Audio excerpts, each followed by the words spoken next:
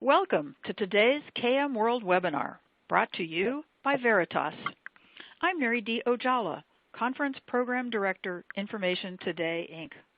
I will be the moderator for today's broadcast. Our presentation today is titled, Optimizing Your Office 365 Content, Protection and Governance. Before we get started, I want to explain how you can be a part of this broadcast. There will be a question and answer session, so if you have a question during the presentation, just type it into the question box provided and click on the Submit button. We will try to get to as many questions as possible, but if your question has not been selected during the show, you will receive an email response to it within a few days. And if you would like a copy of the presentation, you can download a PDF from the resource icon on the console once the event is archived. And now, to introduce our speakers for today, Brad Vincent, Senior Product Marketing Manager, Stacie Poon, Principal Product Manager, SaaS Backup, Brianna Fisher, Solutions Marketing Manager, and Amy Dugdale, Principal Product Manager, Enterprise Vault.cloud.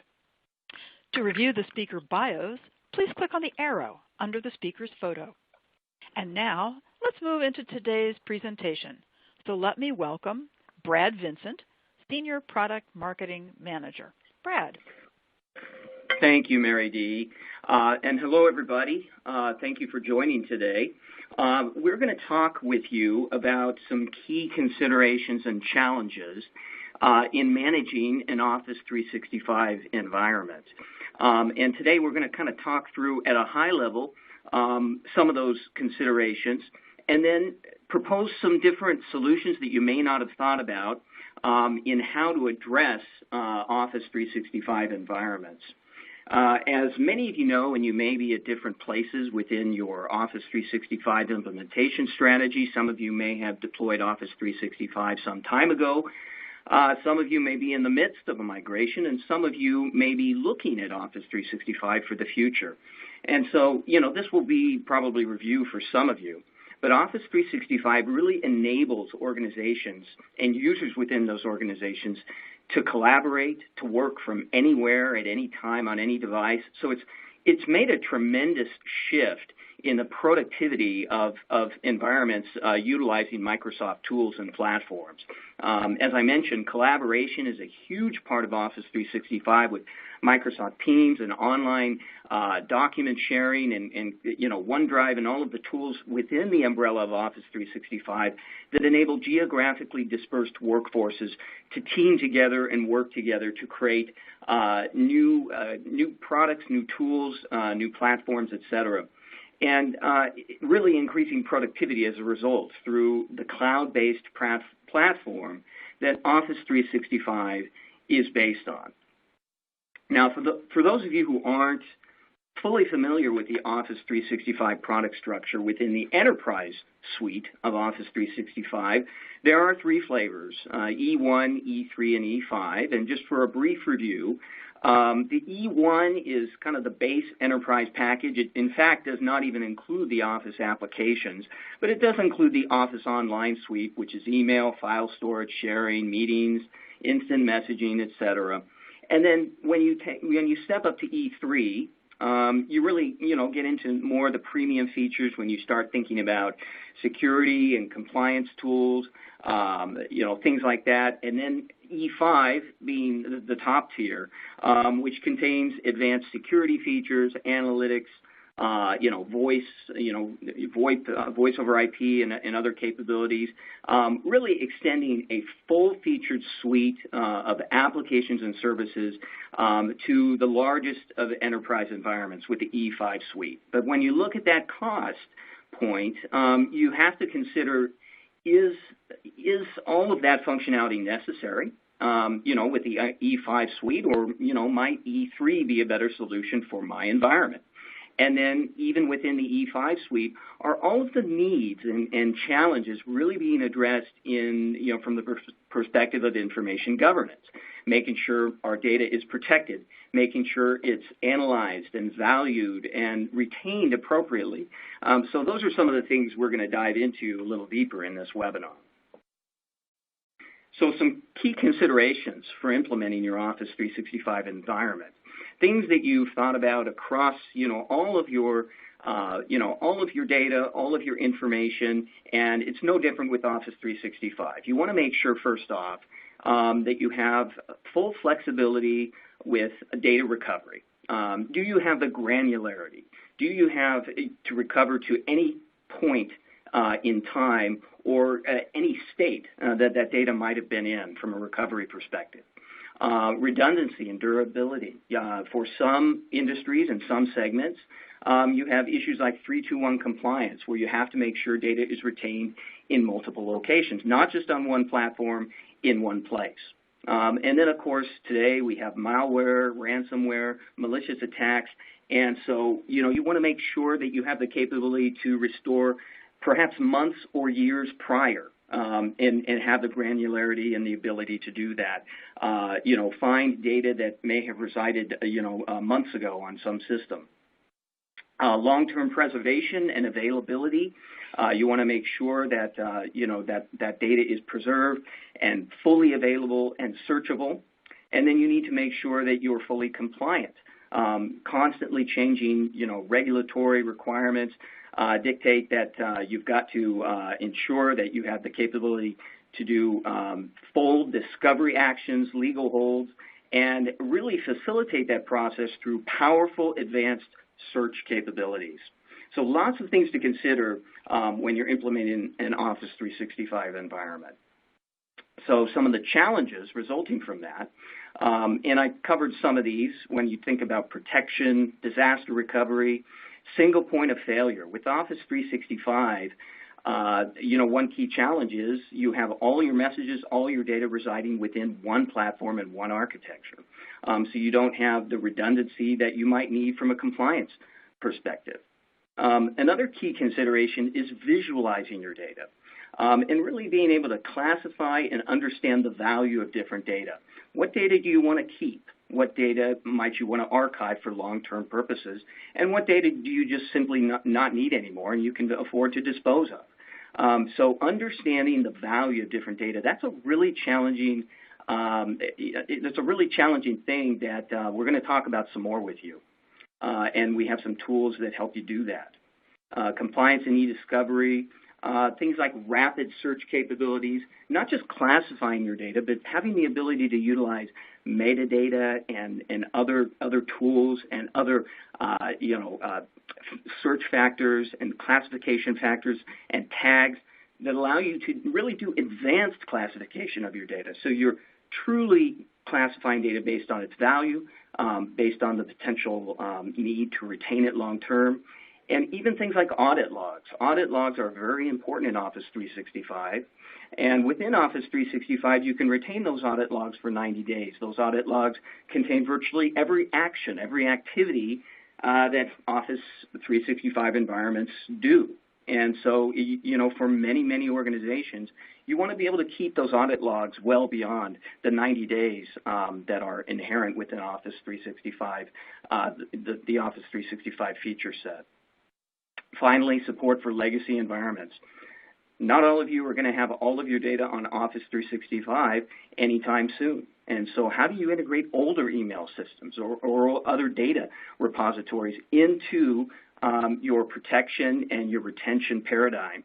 So those are things you want to consider too, just surrounding legacy environments, other sources of data that you might have to consider. So with that, I've kind of highlighted some of those key challenges, and I'm going to hand it over to you, Mary D., for our first polling question. And here is what we'd like to know from you all. My organization has already deployed an Office 365 environment, is currently migrating to Office 365, is planning a migration to Office 365, or does not have any plans to move to Office 365. And while you're thinking about that, I just thought I'd share with you some of the huge variety of companies that we have viewing today. We have ADP, Fire Oak Strategies, Bed Bath & Beyond, Qualcomm, and a lot of others. So now let's move on to the results, which should be in by now. And yes, here we go. Already deployed, 62.9%, so almost 63% there. Currently migrating, 25.7%. Planning, 8.6%. And has no plans to move, 2.9%. So that's about what I think we would have expected, right? So now, let me pass the event to Stacie Poon, Principal Product Manager, SaaS Backup. Stacie. Thanks, Mary D. All right. So I want to kind of share with you guys. So I've been talking to a lot of customers these past couple of years, really kind of about protecting Office 365 and kind of the needs there. So I want to kind of just share with you today what I'm seeing from a product manager and talking to many customers. So the first type of customers I come into contact with is I see that there's customers that they have not adopted Office 365 yet. However, they're already thinking about their data, and they want to be day one ready and making sure that their data is protected the minute that they migrate to Office 365. And some of these customers, they don't have any plans until to migrate to Office 365 until 12 months from now. And I think that's great. I love hearing those customers. I'm already speaking to them today. We're already doing awesome POCs with them. So they know that they have that responsibility to keep their data protected. But on the flip side, I also talk to other customers that have already migrated to Office 365. And somehow they kind of landed in an area of risk and exposure. And really I see kind of two types of customers that they migrated, they don't have any backup. And I actually talk to lucky ones that they have not experienced any data loss yet, thankfully. But they're starting to hear about things kind of in the market, maybe from their colleagues or other people that they just talked to, that maybe they need to start looking at protecting Office 365. And then, unfortunately, I do talk to some unlucky customers that actually have experienced data loss. And that's never a good situation to be in. I know all of a sudden they didn't see this coming, and now all of a sudden it's a number one IT project for them to go get a backup solution for Office 365. And in fact, there's actually some customers that are rolling back to on-prem Exchange, and it's actually a mandate for their management that they need to go find a backup solution before they go back to Office 365. And it's kind of interesting seeing how they kind of land in this area of risk. And really, I find two things happening when customers migrate and they don't have a backup solution. And one is the belief that they believe their data is already protected. They think Office 365 backs up their data. So they don't need anything. And then the other belief is that, well, no, I know they don't back up my data, but I think they have some type of native data protection capabilities that are good enough. So that's what I'm finding talking to these customers. And obviously, what we want to share with you guys is that obviously these things are not the case. So for why customers kind of think or believe that their data is backed up with Office 365 and they manage it is because it's just this concept of things were on-prem, they managed and were responsible for everything, and then when they go to SaaS, they actually think now everything is with the SaaS vendor or Office 365. They're not responsible for anything. And actually what I'm sharing with you guys today is this is actually coming from Microsoft themselves, where they're clearly trying to educate customers, and we are too, is that it's you need to understand and recognize that data, regardless if you're on-prem or SaaS, data is the responsibility of the customer, and this is actually, in fact, in the Microsoft agreement as well.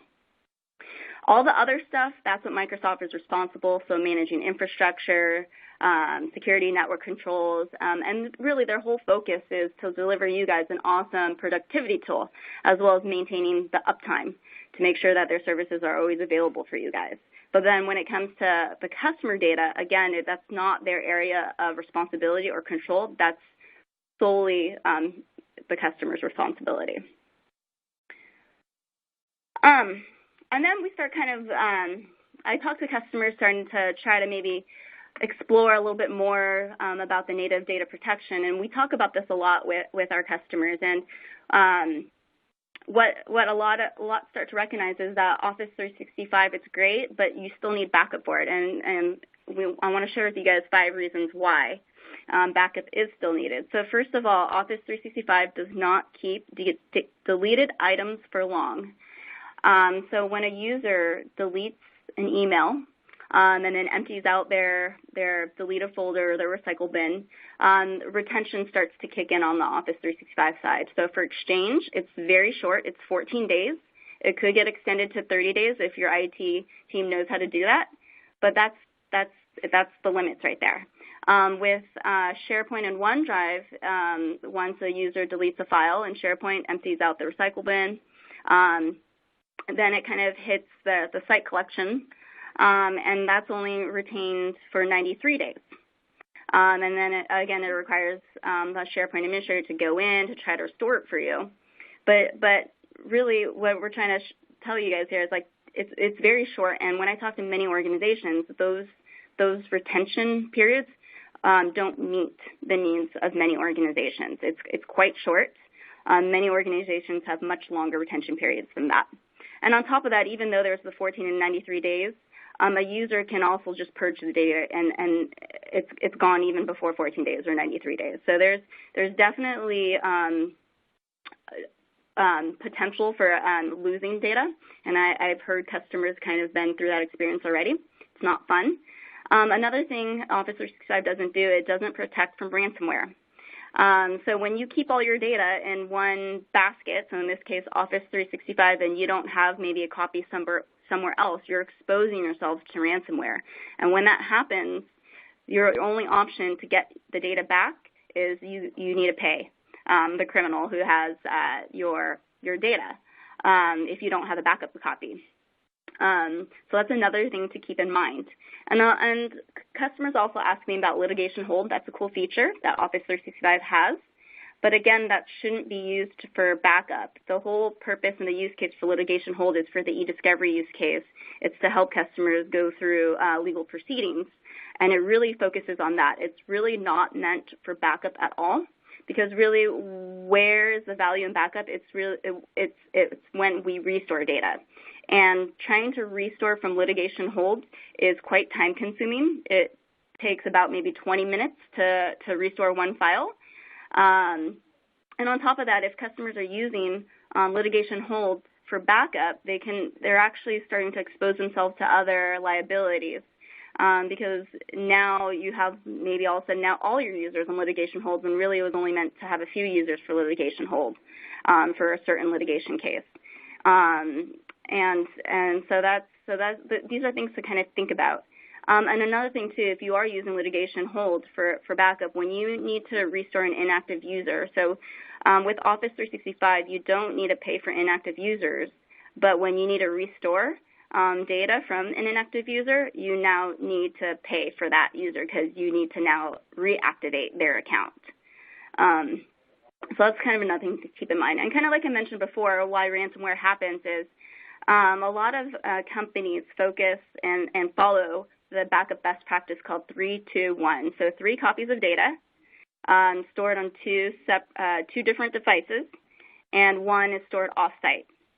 So now if you just leave all your data with non-Office 365, maybe use litigation hold, you're not actually helping your organization achieve that strategy or that practice at all, because you're not creating a secondary copy somewhere else. So that's another thing to keep in mind. And lastly, again, the value is really with the restores. So Office 365 has restore capabilities in OneDrive and SharePoint.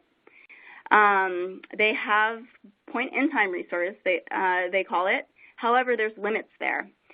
So with OneDrive and SharePoint, sure, they have point-in-time restores, but it only goes back to 30 days. And again, for many organizations, that's not enough. And on top of that, you can't get granular. So when you roll back in time, you need to restore everything.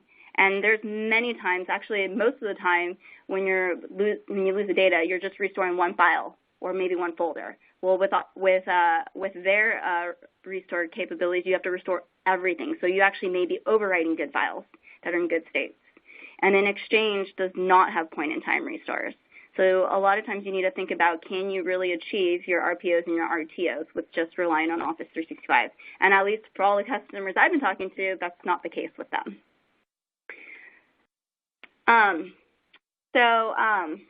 So I hope that helps you guys kind of understand it more. But another thing that's kind of going on with Office 365, and it kind of plays into this thing we all hear about, is digital transformation. And we recognize that. So we're all, including us at Veritas, we because of the things we use even in the consumer world like Netflix or Amazon, so we're getting used to experiences being different and being better. So we expect more, we expect customization, we expect things to be delivered fast, and we expect simple.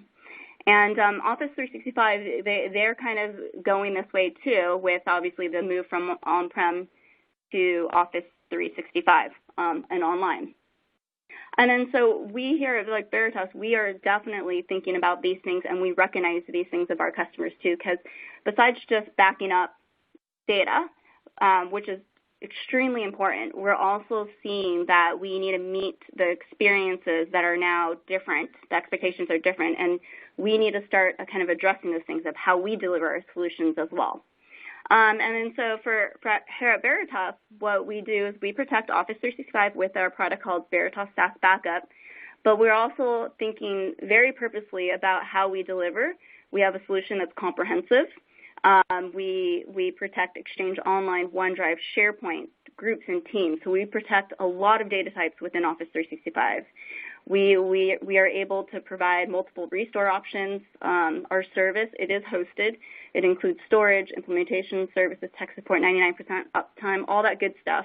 On top of that, we recognize that customers want things that are more kind of adaptable to their own organization, and they want to be more aware about their environment. So we definitely have capabilities such as like role-based access control, and you're able to set different retention periods depending on your needs. On top of that, like our solution is quick. So we definitely are focused on fast and quick as well. Our process to set up this solution is actually pretty simple. It takes 2 minutes, maybe, if that, to set up. The backups are fast. It's optimized for Office 365. It only takes seconds to restore. So we see these things that our customers are asking too. And then simple, I probably already mentioned that too, but it is very simple. 3 steps to set up. There's really no maintenance involved at all. There's nothing to install or deploy. Everything is pretty much automated, and it really takes only a few clicks to restore as well. So so that's our solution we have for Office 365 backup. And I guess, Mary D., I'll turn it back to you. Yeah, because we have another poll for you all. So here's our poll questions. My organization utilizes the following cloud platforms to store information, and you can check all that apply. So do you have Amazon Web Services, Amazon Drive, Google Cloud, Google Drive, Microsoft Azure, Microsoft OneDrive, Exchange Online, SharePoint Online, or none of the above? And while you're thinking about which ones you want to check off on there, I will just remind you that if you have a question during the presentation, you can type it into the question box and click on the Submit button. And again, we will try to get to as many questions as possible, but if your question hasn't been answered during the show, you will receive an email response to it within a few days. So I think our results should be in now. Let's take a look over here.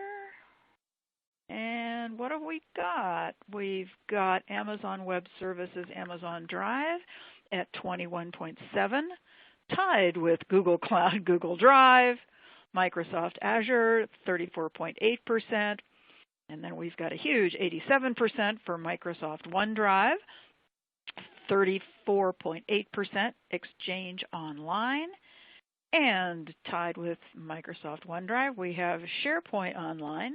And interestingly, we have 8.7% who say none of the above. That's fascinating. Okay, well, let me pass this on now to our next speaker, Brianna Fisher, who is Solutions Marketing Manager. Go ahead, Brianna. Thanks, Mary D., for the introduction. My name is Brianna Fisher, and I'm going to be talking you through how we're going to help you visualize your data and therefore visualize your environment. So as you saw in the polling question, data is dispersed. I mean, we saw there wasn't one place where data was really residing for most of you. It was across the board. Your data can live in the cloud, it can live on-prem, and even then it's probably dispersed between various platforms. The average organization is complex, and it's managing multiple data sources, multiple storage devices, all while navigating a complex regulatory landscape. I mean, data is continuing to grow at a very exponential rate. Right now, it's roughly 50% year over year. I wouldn't be surprised if that number is actually higher. But we already know this. This isn't anything new. It's not new information. Data has been growing for years, but the file types, the applications, the platforms, they're all on the same growth path. There's also an increase in where this information resides. So where it's stored and managed, it can be on-premises, it can be in the cloud, it can be in both. And data is not only growing, but it's becoming far more complicated. And then there's the regulatory jungle, which needs to be navigated. So we have vertical and country-specific regulations that's adding a layer of complexity. For instance, let's say you're a global financial company, for instance. You're most likely going to have to comply within the U.S., potentially within the UK, and other countries where transactions occur. Even if you're not currently in a heavily regulated vertical, however, there's really no escaping these data privacy regulations. They're evolving, they're growing, and they're coming to a place near you. And in addition to that, we have increased people in these environments. So we have users, both internal and external business units, that are growing. And they have mutual interests, things like security, trust in data, collaboration, productivity, but they also have conflicting interests, things like ownership of data, autonomy versus standardization, agility versus governance, and the list goes on. But the point is, unmanageable data sprawl is a challenge that every organization is really looking to remediate. Now, this is where our product Information Studio comes in with this first task of really seeing the data and visualizing your environment. Before we begin this section, however, though, I want to start by saying that this audience today on this webinar is getting a sneak peek at this very product. It actually became generally available on April 15th, but it's still about a week out from officially launching. So really exciting that this group of people is sort of getting the inside know. This is the first presentation we've done outside of internal things. So pretty exciting that we're getting to share this with you guys pretty much a week and a half before it's going to launch to our broader customer base. So with Information Studio, the first pillar of the product is helping you gain visibility into your environment. Information Studio in its first version is going to support the following connectors. You can see we have a variety of on-cloud connectors, a variety of on-prem data connectors. Basically, we're going to help you capture whatever data you have wherever it resides. In addition to those connectors, we're also going to connect with others to capture classification. So each of the boxes listed above is going to capture metadata, things like information about create time, last access time, file size, file type, whatever metadata we can get. And in addition, all those boxes that just animated orange are also going to support classification. Brad touched on classification a little bit earlier in the presentation, but we're going to dive just a little bit deeper in this section. So classification is just a way to dig deeper into your files to really better understand the data. So classification is going to extract text from within your content, and it's going to use this information to look for matches to conditions within the enabled classification policies. So when you utilize classification inside Information Studio, you can find other important information, such as what data has regulatory requirements or maybe contains PII, personally identifiable information. What you would do as a user is you would go into the UI, and this is very simplified, but you would say, I want to know where all my data that's 5 years or younger lives that contains PII. You would then set that policy, and the classification will go through your files, dig into the content, and find anything that matches that criteria. To make this easier, Information Studio comes with pre-configured patterns and policies to really help you guys identify common data privacy and regulatory compliance principles. And because this regulatory jungle is constantly changing and evolving, Veritas is regularly adding and updating these patterns and policies to help support new and changing things within the marketplace. So once you've actually connected the data sources, the next step is to really target the data. So we're going to go through just a brief example of how this classification really works. So our classification engine supports over 118 policies and over 716 patterns. Really, this is just a fancy way of saying you can set a lot of different policies to search for a variety of patterns within your data. We can search for keywords, sensitive data detection. The list really goes on. And the other thing to note is that we're able to classify data on both metadata and content. There's 3 buckets, if you will, of different regulation types. You have vertical specific, you have data privacy compliance, or country specific, different buckets of things that you might want to be able to search for. So in this example, let's say that you're migrating to Office 365 and you want to take a good hard look at all the data inside your environment. The goal is to not migrate anything to the cloud that's junk. You want only business critical data, important data, to be traveling to the cloud. So let's say that you create a policy around HIPAA and you say, I want to tag my content that matches this set of conditions, and I'm going to tag it with the HIPAA tag. So as an example, if you create this policy, the classification engine is going to go through all of your connected data sources that support classification. It's going to tag all of that content, and then within the UI, you can filter and search for just that tag if you want. So if you go into the UI and you say, show me all of my content that contains HIPAA-related content, you can easily search for that once it's been classified. And I just wanted to note in this section, this is a very high-level overview of what classification does in regards to Information Studio. If you're looking for a more technical and rather in-depth information white paper on how this works, we have linked in the resource section a white paper that goes into detail about how our classification engine works. I highly recommend checking it out. It's easy to follow, but it does go into a lot more detail. This is meant to just be a little bit more of a high-level overview. So once you've connected the data, once you've actually targeted the data, the next sort of thing is to act on the data. This is what we're really getting to, right? You've seen the data, you've connected it, now you want to do something with it. So for example, if you want to act on a data set of interest to potentially delete files, what you would do in Information Studio is export a list of items in that data set to a CSV. You can then use that CSV for further analysis to apply scripts to that CSV to act on those gained insights. So again, let's take that example of wanting to migrate your data.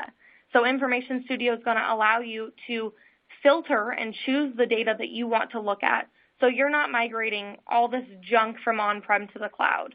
This is also going to help you as a customer prioritize and organize your migration for business critical data only. The other big thing in regard to the various regulations that I mentioned earlier is that you now can have visibility into both your on-prem file shares and your OneDrive data to know where sensitive data like personally identifiable information or sensitive data might live. The idea is to organize your data so you can do things like defensively delete, you can identify and protect intellectual property, or you can migrate only business critical data. The way I like to talk about this and think about it is, if you're going to move houses and you box up all of your belongings from the kitchen, the bedroom, the bathroom, the garage, you have all of this different stuff in boxes. But what happens if you forget to label those boxes and then you move to the new house and you get there and you and your significant other are looking at each other like, how do we even tackle this? We have no idea where any of our stuff is. It's the same when you're trying to migrate potentially to Office 365. You want to make sure that you're organizing things into the correct buckets to know what you have and what you want to take. So Information Studio, like I mentioned, GA'd just a couple of days ago. It will be officially launching in the next week, week and a half, so look out for that. But really what it's going to do is it's a comprehensive intelligent data platform that's going to help organizations just like you address their data-related challenges. We really want to give you the tools to be able to connect the data seamlessly across your entire environment, find the data easily, and target what you want, and then act on that data to potentially regain control of that data. So now I'm going to pass it back off to Mary D for your next polling question. And yes, we now have our next polling question, which is about retention periods. So what retention period is required for the data in your organization? Is it 0 to 3 months, 3 months to a year, 1 to 5 years, or more than 5 years? While you're selecting your answer to that, I just wanted to remind you that if you would like a copy of the presentation, you can download a PDF from the resource icon on the console once the event is archived. So now, let's take a look at our results. And our results are, nobody is keeping it for a mere 0 to 3 months. 6.7%, 3 months to a year, 26.7%, 1 to 5 years, and more than 5 years is the clear winner here at 66.7%. So that's pretty good. And now let me pass the event over to Amy Dugdale, Principal Product Manager, Enterprise Vault.cloud. Amy. Thanks, Mary D. Hi, everybody. Thanks for joining us today. Well, I can tell from the results of that poll that we have a very savvy group of folks here that understands definitely the importance of retention periods on information, and which also tells me that you also have an understanding of your discovery and compliance requirements within your organization.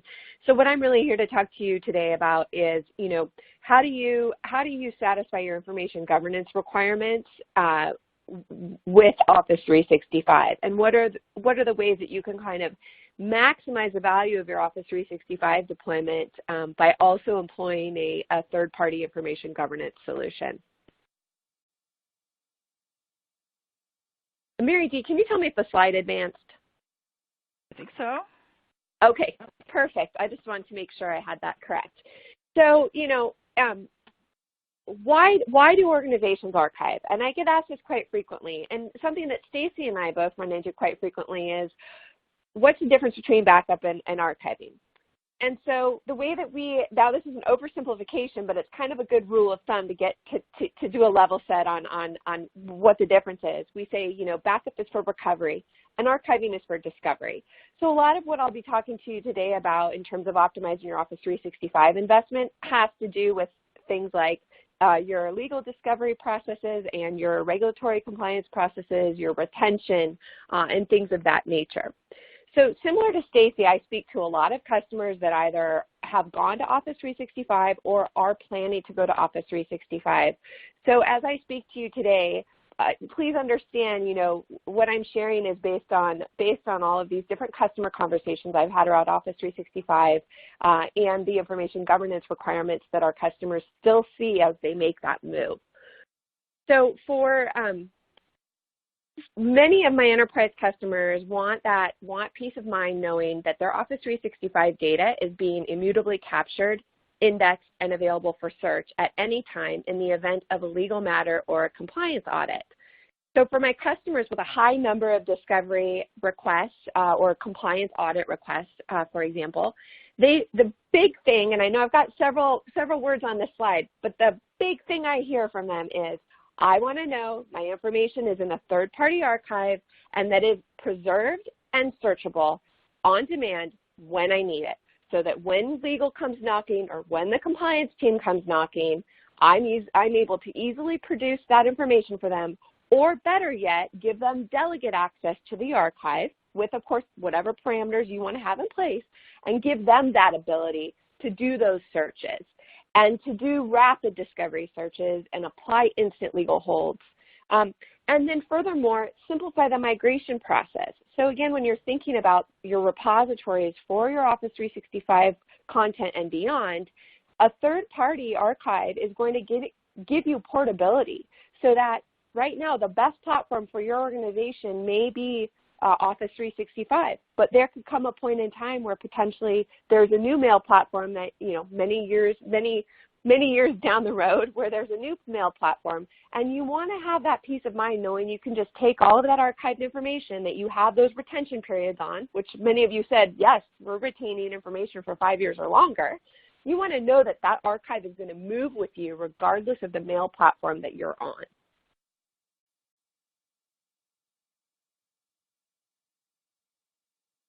So what we really get into talking about here, excuse me, I Oh, I'm going to go ahead and just animate this out. Bear with me. So what we really are talking about here is, yes, information governance, but also managing that information, right? And so you can really think about a third-party archive as a way to effectively manage your Office 365 information. And you can think about it like a living repository, so that when you receive that legal or compliance request, you have the ability to quickly locate and restore messages, even if those messages are no longer in Office 365, immutably capture all of that information via journaling, and that applies both to the Office 365 information, but also other content types outside of Microsoft. So maybe your company uses other platforms and they want to be able to, other communication platforms, and you want to be able to have that all in a central repository, so that again, when legal or compliance come knocking, you're able to quickly produce that information for them without having to go to multiple repositories. Also of growing importance is meeting global privacy requirements, and a great way to do that is using classification capabilities in a third-party archive. A third-party archive can offer comprehensive lifecycle management of information by allowing you to quickly and easily set retention periods, we know that's important to this audience, legal holds, and more on a wide variety of content. So specifically, how does Enterprise Vault.cloud do this for our Office 365 customers? So what our Office 365 customers are able to do with Enterprise Vault.cloud is essentially Office 365 gives them best-of-breed collaboration, and Veritas, eD.cloud, gives them best-of-breed information governance. So some of the key capabilities that eD.cloud provides to our Office 365 customers are automating retention, compliance enforcement, and supervision in accordance with company and regulatory policy, simplifying discovery and litigation readiness with predefined workflows and the ability to assign reviewers to help manage workload, immutably capturing over 40 different content sources, and that includes Microsoft content sources and non-Microsoft content sources, so that you can reliably defend that the capture of your organization's information is tamper-proof at all times. And you allow our information governance experts, because again, that's our focus, to run the infrastructure of your archive, taking care of the maintenance, and also allowing us to deliver to you automatic feature updates with a specific focus on your discovery and compliance needs, since that's our area of expertise with eD.cloud. So why Enterprise Vault.cloud? Again, just to kind of cover the points I've talked about in the last few minutes here, it allows you to confidently capture your information regardless of source. So again, it doesn't have to be Microsoft content. It also allows you to get fast discovery search results and to instantly apply legal holds. It also helps you to simplify migration between mail platforms if you decide to switch to a different platform, or in the event of a merger or an acquisition. And it also allows you to avoid hidden administrative costs related to license management. So that means that there is, with the Office 365 built-in archiving capabilities, there is a lot of manual intervention required. With a purpose-built archive such as eD.cloud, you're able to automate a lot of those different processes and back-end configurations, so that everything runs in an automated fashion for you, and you're not injecting any human error or manual processes into the archiving and discovery of your data. And then something that's also unique to eD.cloud is that we have, for enterprise customers, so if you have 2,500 mailboxes with eD.cloud or more, you're actually assigned your own single point of contact within our technical account management team. And that means, again, it's a person that's specially trained on enterprise discovery and compliance needs and requirements, and knows specifically how to make sure that you are getting the most out of your eD.cloud deployment, and that you're also maximizing that investment that you've already made in your Office 365 platform. So just to recap, some of the reasons that our Office 365 customers tell me that they like ev.cloud and that it's Office 365 and ev.cloud are kind of a better together, like Reese's Peanut Butter Cups, are the fact that we seamlessly integrate with Office 365. We offer a very intuitive user experience, and that means both for our technical users and for non-technical users. So again, like I talked about, if you want to delegate review and things to non-technical users, it's a very intuitive experience for them. We provide advanced information governance capabilities, a built-in discovery workflow, and a single repository for all content types. And with that, it's my pleasure to turn it back to Brad. Thanks, Amy. So I'm just going to wrap up here with a few final thoughts for all of you that kind of tie this presentation all together. So when we think about information governance, I would just point out that, a good information governance strategy incorporates three key pillars, if you will. You want to have visibility to your information, understanding what, where, who owns the information, how old it is, and of course, how important each piece of data is. And then, of course, you want to be able to act on that visibility, that information, and engage in the appropriate action based on the data and the value of that data. Do you archive it for long-term retention? Do you want to just preserve it, make sure it's protected redundantly with a 3-to-1 backup strategy the way Stacie described, and preserve and protect? Or is the data no longer necessary and it can be disposed of? So taking the appropriate action based on the value, the importance of the data, and the compliance requirements surrounding that. And finally, control, making sure that your processes are repeatable, that they're consistent, and hopefully automated, so that you're not having to micromanage every single action that takes place, that you have control at a high level over that. Those are kind of the elements that incorporate a really solid information governance strategy. And with the solutions we talked about today coming together, it really helps build that information governance strategy, and that's what our solution set at Veritas is all about. So when you think about Office 365 and your next steps and the potential to incorporate one or more of these Veritas solutions, we encourage you to even try out our SaaS Backup offering with a free 30-day trial. You can also contact us or learn more on our website about the EV Cloud solution that Amy talked about, and of course, Information Studio, the solution that's brand new that helps you visualize data, analyze the content, and really understand the value and classify it appropriately.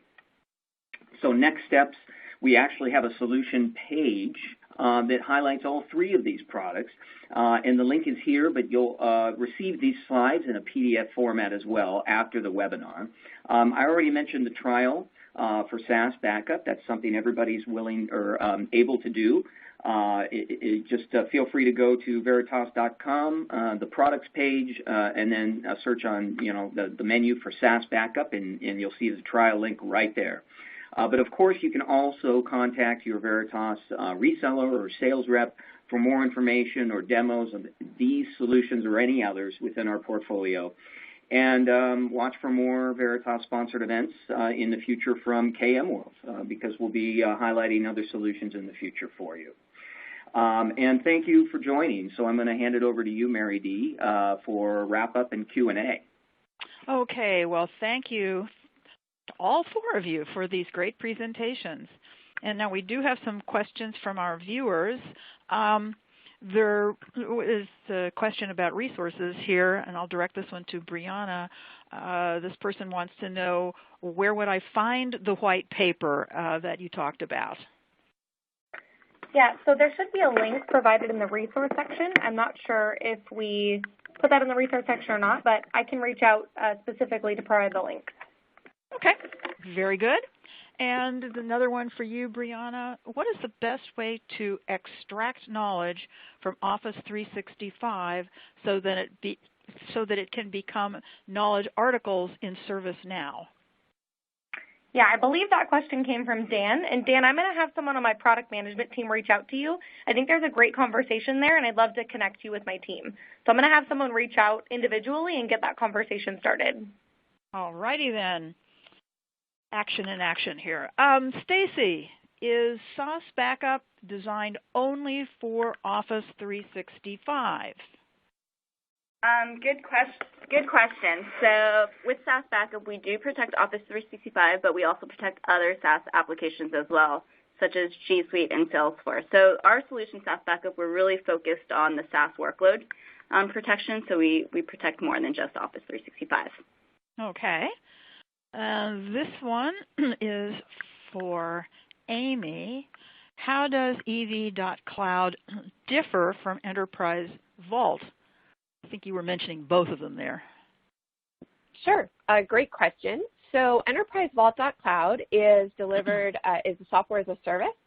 So it's delivered purely as a service, just like, for example, Salesforce.com, where you have a login and a password. Depending on which products of ours you have a login and a password, and that grants you access to the product. Enterprise Vault on-premise is software that you deploy, archiving software that you deploy on-premise in your environment, in your data center, versus Enterprise Vault.cloud is an archiving software as a service that we deliver to you through our data centers. Okay. Hopefully that helps to clarify. So it's essentially delivery model. It's a different delivery model. There's some feature differentiation that's probably too detailed to get into on this call, though I'm happy to follow up offline. There's some feature differentiation, but actually where we're going from a product portfolio and strategy standpoint is to achieve greater feature parity between those two solutions. So you can expect to hear more from us on that work and where we're headed with that work as we get later into this year. Okay. I think this is a kind of a follow-up question to that, Amy. Can you describe the process of migrating data to ev.cloud? Sure. So the way that it works today, and again, this is an excellent question because it is another piece of our product portfolio strategy for this year, is we do want to make that we want to make the migration even simpler than it is today. But the way it works today is actually pretty simple and straightforward, which is we have a specially trained data management team at Veritas that only works with Enterprise Vault.cloud customers, and what they do is your data, if you decide to sign up with us, you securely send your data to that data management team, the data that you want to have in your archive, and it is uploaded by the data management team, preserving chain of custody the entire time to the archive, where it is then indexed and made fully searchable. Okay. That doesn't sound terribly difficult. No. Obviously we would like to have as much of we'd love to have data in the archive, so we try to make it as simple as we can. Good plan. Yes. Okay. Okay. We've got another question here. I think this one should be for Stacie. So where is the SaaS Backup data stored? Yeah, so we have 3 data centers for SaaS Backup. We have one in the U.S., one in Australia, and one in EMEA. And then I guess if the question is maybe specifically like what maybe like data center or cloud, it's our own cloud. It's not on Azure, so and that's actually a good thing because when you think about it, Office 365 actually runs on Azure, so we're on a separate data center or a different cloud than Azure. Okay. Back to that question about white papers, there is a link on the resource icon. So the person who asked about that, check the resource icon. And Amy, we've got a question that's come in here about metadata. This is a kind of I'm not sure exactly what the intent of the question is. So this is up to you, Amy. What about the metadata that is created by the business? What can you tell us about the metadata?